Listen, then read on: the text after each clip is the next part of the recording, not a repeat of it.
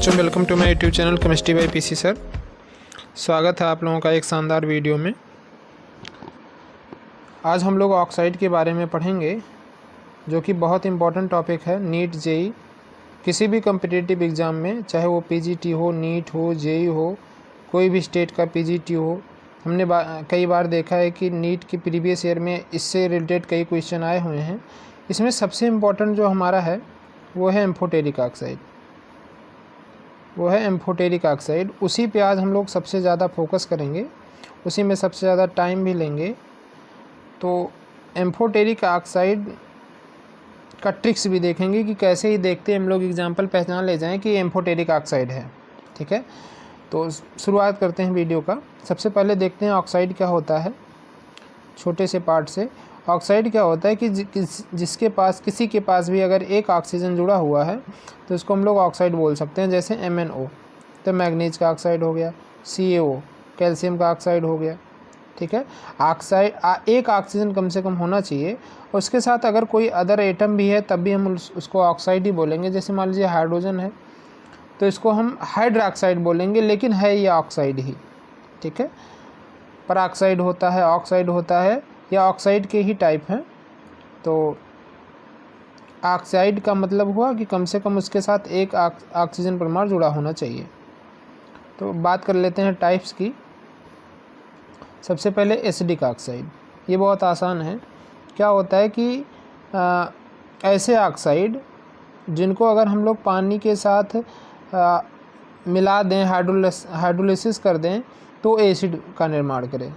ठीक है, जैसे हम लोग बात करें SO3 की, SO3 का अगर हम लोग हाइड्रोलिसिस कर देंगे तो क्या होगा, ये बना लेगा H2SO4 सल्फ्यूरिक अम्ल। इसका मतलब ये है कि ऐसे ऑक्साइड जिनका हाइड्रोलिसिस करने पर वो एसिड देते हैं तो उनको हम लोग एसिडिक ऑक्साइड कहते हैं। क्या कहते हैं? Acidic oxide. फिर से सुनिए, ऐसे ऑक्साइड जिनका हाइड्रोलाइज्ड करने पर वो एसिड देते हैं उनको हम लोग कहते हैं एसिडिक ऑक्साइड। आपने देखा होगा CO2, अगर CO2 का हम लोग हाइड्रोलिसिस कर दें, मतलब पानी के साथ इसका रिएक्शन कर दें, वाटर के साथ इसका रिएक्शन कर दें, तो ये क्या बनाएगा? H2CO3। ठीक है, H2CO3, जिसको हम लोग कार्बोनिक अम्ल कहते हैं। क्या कहते हैं? कार्बोनिक अम्ल। तो सिंपल सा डिफिनीशन है इसका, और आप पहचान भी ले जाएंगे, एग्जाम्पल ही आपको पहचानना रहेगा। तो इसमें क्या है कि ऐसे ऑक्साइड जिनका हाइड्रोलिसिस करने पर अगर वो एसिड बना रहे हैं तो उनको हम लोग कहेंगे एसिडिक ऑक्साइड। ठीक है, दूसरा देखते हैं। दूसरा हमारा है बेसिक ऑक्साइड। तो सेम उसी प्रकार से अगर किसी भी ऑक्साइड का हम लोग हाइड्रोलिसिस करा रहे हैं और वो बेस बना रहा है तो उसको हम लोग कहेंगे बेसिक ऑक्साइड। जैसे CaO, अब CaO है, इसका हाइड्रोलिसिस करा दीजिए, माने पानी के साथ इसका रिएक्शन करा दीजिए, तो क्या बनाएगा? CaOH का होल 2। ये हमारा हो गया बेसिक ऑक्साइड। ठीक है, हमारा क्या हो गया? Basic oxide. ऐसे ही हम कहें कोई दूसरा एग्जांपल, जैसे हम लोग कहें Na2 सोडियम का ऑक्साइड है, इसको हम लोग वाटर के साथ रिएक्ट करा दें तो क्या बनाएगा? NaOH। ठीक है, सोडियम का हाइड्रोक्साइड बना लेगा। तो सिंपल सी डिफिनीशन है इसका। ऐसे ऑक्साइड जो वाटर के साथ हाइड्रोलिसिस कराने पर, जिनका हाइड्रोलिसिस कराने पर वो बेस का निर्माण करते हैं, बेस बनाते हैं, तो उनको हम लोग क्या कहते हैं? बेसिक ऑक्साइड कहते हैं। ठीक है, जैसे MgO, ठीक है, CaO, NaO, ये सब हमारे क्या हैं? ये सब हमारे बेसिक ऑक्साइड हैं। ये भी इजी है।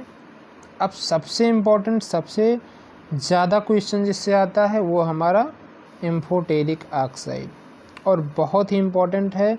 इसको आप लोग अपने कॉपी में नोट डाउन कर लेंगे, नोट बना लेंगे। ठीक है, बहुत इम्पोर्टेंट टॉपिक। अब देखिए, ये क्या करते हैं? ये ऐसे ऑक्साइड होते हैं जो एसिड के साथ भी रिएक्ट कर लेते हैं और बेस के साथ भी रिएक्ट कर लेते हैं। ठीक है, तो इसके लिए हमने कुछ ट्रिक लिखा है, देखिएगा। सबसे पहले हमने लिखा है आर्सेनिक। ट्रिक में हमने सबसे पहले कैसे हम लोग पहचाने कि वो एम्फोटेरिक ऑक्साइड है कि नहीं है, उसके लिए ट्रिक देखिए। सबसे पहले मैंने लिखा आर्सेनिक, ठीक है, फिर आयरन, फिर एंटीमनी, क्रोमियम, वैनेडियम और टेलिनियम, ठीक है। इनको ज़रा देखिएगा। इसका ट्रिक क्या है, आज फिर सब कार्बन 13, आज फिर सब कार्बन 13। इसका ट्रिक क्या है, आज फिर सब कार्बन 13। आज से ऑस्मियम, फिर से आयरन, एंटीमनी हो गया सब Cr, क्रोमियम को हम लोग कार लिखेंगे और वैनेडियम को वैन और Te को लिखेंगे 13, ठीक है। अब ध्यान दीजिएगा, अगर हमारा ऑस्मियम +3 ऑक्सीडेशन स्टेट में है, आयरन हमारा +3 ऑक्सीडेशन स्टेट में है, एंटीमनी हमारा +3 ऑक्सीडेशन स्टेट में है, क्रोमियम हमारा +3 ऑक्सीडेशन स्टेट में है, तो ये सब हमारे क्या होते हैं, एम्फोटेरिक होते हैं। लेकिन ध्यान देना है, ये हमारा वैनेडियम +5 में होता है और टेलिनियम +4 में होता है। तो ज़रा ध्यान दीजिएगा, यहाँ हमने लिखा है ऑस्मियम, ये +3 में होना चाहिए, ऑस्मियम +3 में होना चाहिए, ठीक है। आयरन +3 में होना चाहिए, एंटीमनी +3 में होना चाहिए, क्रोमियम +3 में होना चाहिए, वैनेडियम। अब देखिए ये 5, अगर हम लोग इसको 5 को ऐसे ही हम लोग बनाते हैं, तो आपको ध्यान देना है कि 5 से हम लोग को इसको याद रखना है कि ये +5 में होना चाहिए। और जो हमारा टेलिनियम है, टेट्रा, आपको याद होगा कि टेट्रा एक नाम लिखा जाता है, तो टेलिनियम का टेट्रा से कुछ संबंध दिख रहा है, तो ये +4 में होना चाहिए। तो ध्यान दीजिएगा, आज फिर सब कार्बन 13, आज फिर सब कार्बन 13, ये +3, ये +3 +3 +3, ये +5 और ये +4। अगर इस ऑक्सीडेशन स्टेट में ये दिख रहे हैं, तो ये सब के सब क्या होंगे, एम्फोटेरिक ऑक्साइड होंगे। एग्जाम्पल की बात कर लें तो जैसे, जस्ट सेकंड, एग्जाम्पल की बात कर लें तो जैसे देखिएगा, अगर हम लोग देखें AS2O5, अगर हम आप लोगों से पूछ लें कि AS2O5 एम्फोटेरिक है कि नहीं है, तो आप लोग क्या बताएंगे, AS2O5 एम्फोटेरिक नहीं है। क्यों नहीं है, अगर आप इसका ऑक्सीडेशन नंबर निकालेंगे तो +3 नहीं आएगा। कैसे, इसको हम लोग 2x मान लेंगे, इसको 5 - 2 = 0, ये 10 हो जाएगा। और इसको लिखेंगे हम जब x = तो 10/2 यानी 5 आएगा। तो हमने क्या बताया है कि हमारा ऑस्मियम +3 में होना चाहिए, ऑस्मियम हमारा AS हमारा +3 में होना चाहिए, वैनेडियम हमारा +5 में होना चाहिए, ठीक है।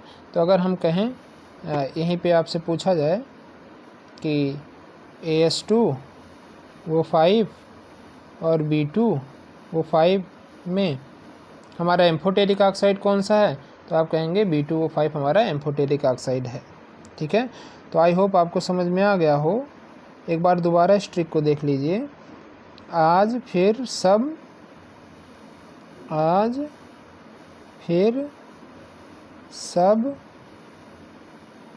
कार्बन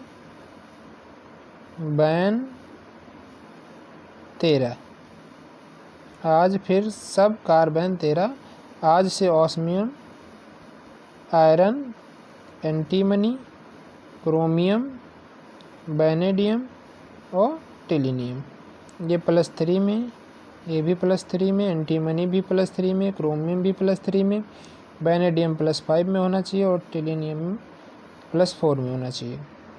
अगर इस ऑक्सीडेशन स्टेट में ये दिख रहे हैं तो हमारे सब के सब क्या होंगे, एम्फोटेरिक ऑक्साइड होंगे। इसको आप लोग अपने कॉपी में नोट डाउन करेंगे। और देखिए कुछ एग्जांपल मैं आपको और बता देता हूँ। जैसे अगर Zn है किसी भी ऑक्सीडेशन स्टेट में हो, टिन किसी भी ऑक्सीडेशन स्टेट में हो, बेरिलियम किसी भी ऑक्सीडेशन स्टेट में हो, ऐसे एल्युमिनियम,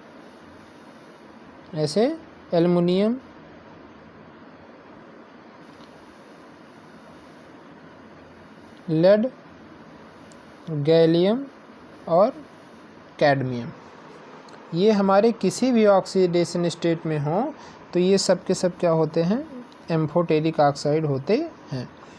तो ज़रा इसका भी हम लोग ट्रिक देखेंगे, एक बार दोबारा लिख देता हूँ। Zinc, tin, beryllium, aluminium, lead, gallium और कैडमियम। अब देखिए इसके लिए होगा जान सुनो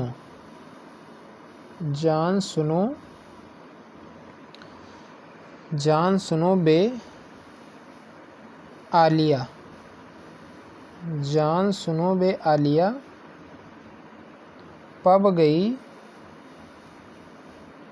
पब गई कैडबरी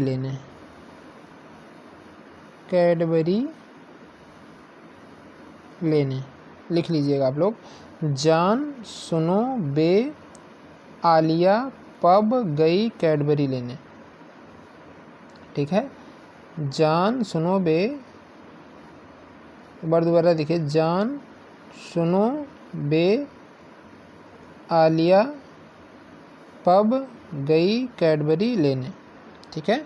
तो zinc, tin, beryllium, aluminium, lead, gallium और कैडमियम, ये अगर किसी भी ऑक्सीडेशन स्टेट में दिख जाएं तो ये सब के सब क्या होते हैं, एम्फोटेरिक ऑक्साइड होते हैं। आपको मैं एग्जांपल के तौर पे अगर बता दूं तो जैसे ZnO हो गया, PbO, Al2O3, ठीक है। ऐसे ही Ga3, Ga2O3,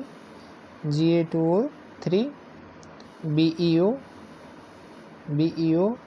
ये सब के सब क्या हैं, ये किसी भी ऑक्सीडेशन स्टेट में हो, +2 +1 जिस भी ऑक्सीडेशन स्टेट में हो, बस इनके ऑक्साइड जो इन सब के ऑक्साइड क्या होंगे, सब के सब एम्फोटेरिक ऑक्साइड होंगे, ठीक है। ये सब के सब क्या होंगे, एम्फोटेरिक ऑक्साइड होंगे। तो अभी तक हमने 2 ट्रिक बताई। एक मैंने बताया आज फिर सब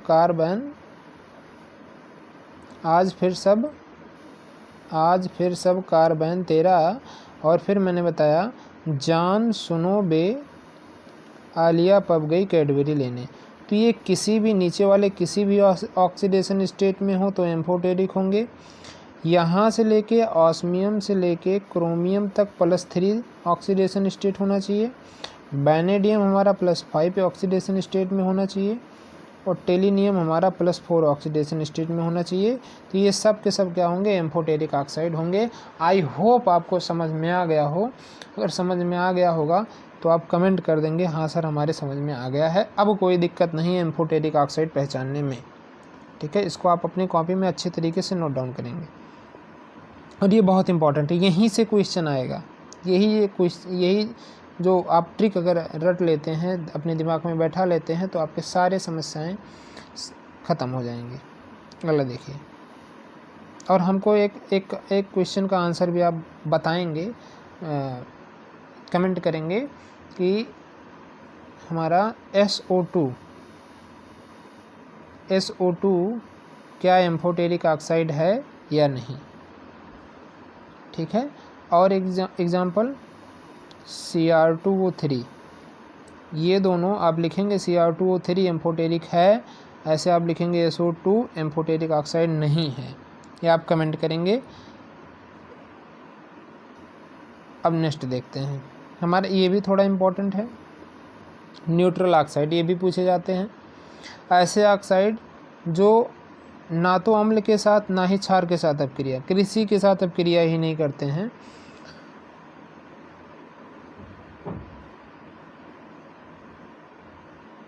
मतलब ये तो ना तो अम्लीय होते हैं ना ही क्षारीय होते हैं, ठीक है। इनका कोई नेचर एसिडिक बेसिक नहीं होता है।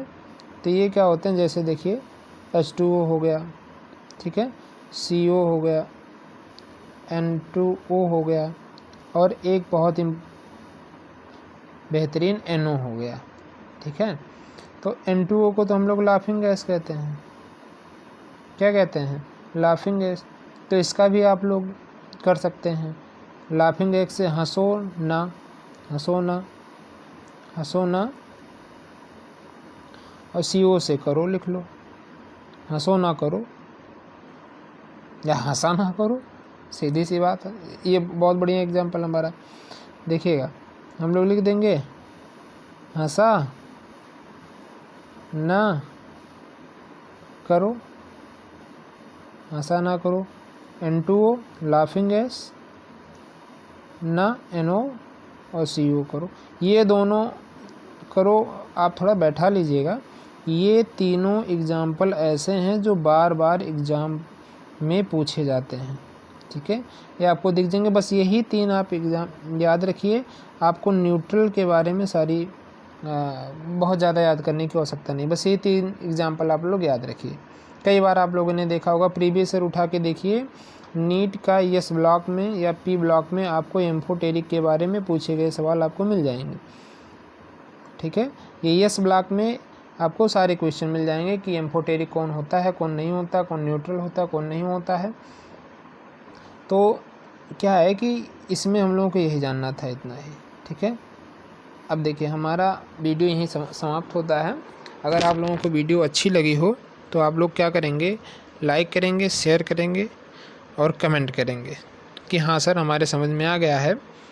और नेक्स्ट वीडियो में हम आप लोगों के लिए रेडॉक्स पर एक वीडियो लाने वाले हैं, जिसमें कुछ एग्जाम्पल ऐसे हैं जिनको टीचर बोल देते हैं कि इनका संरचना बना के तब हम लोग ऑक्सीडेशन नंबर निकाल सकते हैं। लेकिन उसके लिए हमारे पास बहुत अच्छा ट्रिक है, जिसको आप देख कर ही ऑक्सीडेशन नंबर निकाल लेंगे। अगर आपको वीडियो चाहिए तो आप लोग कमेंट करेंगे, ठीक है। धन्यवाद, थैंक यू।